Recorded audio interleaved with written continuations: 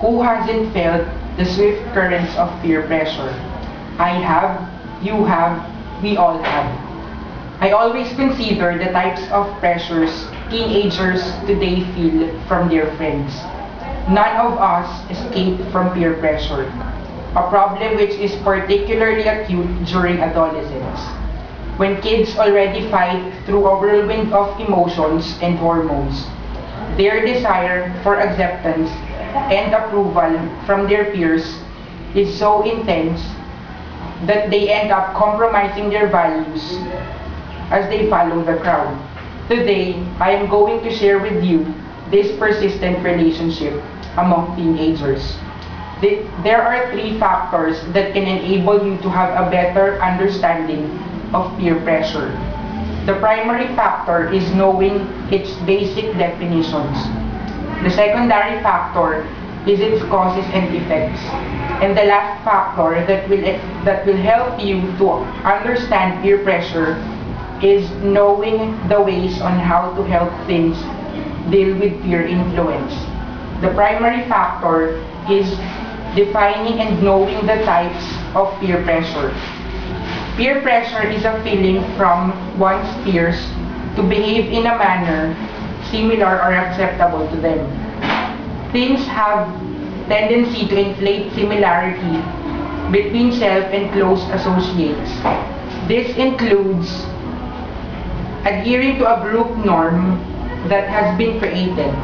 In high school and college, the most glaring of the peer pressures involves abusing drugs and drinking alcohol.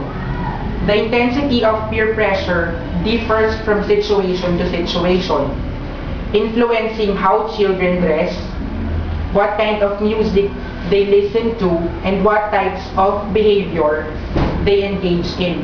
When considering a group of friends, one or more of the group feels that they have to conform to a specific behavior that is exhibited by the group or by its leader.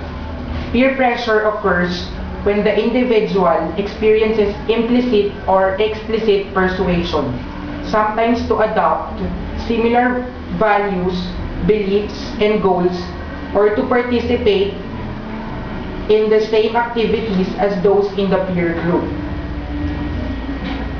Now that you have a basic understanding of the definitions of peer pressure, we will proceed on its primary causes and effects. The secondary factor is the primary causes and effects related to peer pressure. Significant causes of peer pressure in teenagers include the seldom communication of their parents to them. Teens feel that they are not needed at home. According to recent surveys of smartgirl.com, most adolescents experience a significant amount of alienation.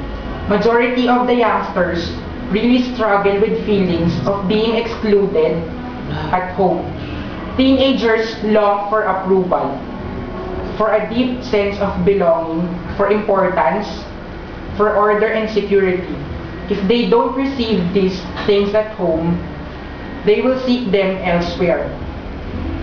On the other hand, the effects of peer pressure that is usually seen on teenagers are rapid physical, emotional, and social changes.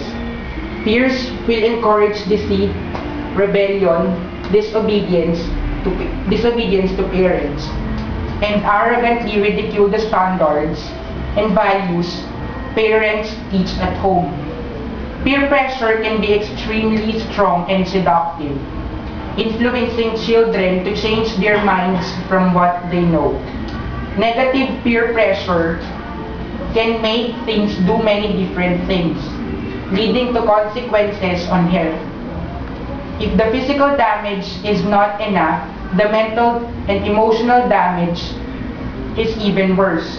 Alcohol can cause teens to have unprotected sex, to vandalize property, and even kill others in car accidents or violence toward others.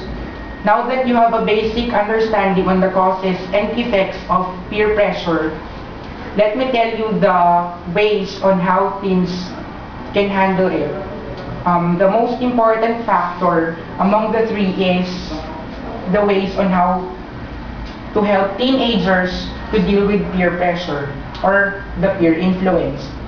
Parents have the strongest ability to help their child handle and prevent peer pressure. Parents can encourage their child to trust God. At some point, every Christian needs to learn that the approval of God is infinitely more rewarding than the approval of the crowd. Make sure you help your child to make good choices and be observant on the subtle changes and on his or her dressing or appearance. Don't hesitate to ask about your child's feelings and tell him to anticipate the pressures he'll face. According to David Rainey, a psychologist, there are several ways on how teenagers be able to handle peer influence. The first advice is to choose your friends. The first advice is to choose your friends wisely. The friends you choose will have a big influence on the kind of person you became. Trust and be true to yourself. Think about the reasons why you are doing things you are uncomfortable with. Learn how to say no when persuaded to do something you think is not safe. Think about the consequences of your actions. Try to do what you think is right and trust your decisions.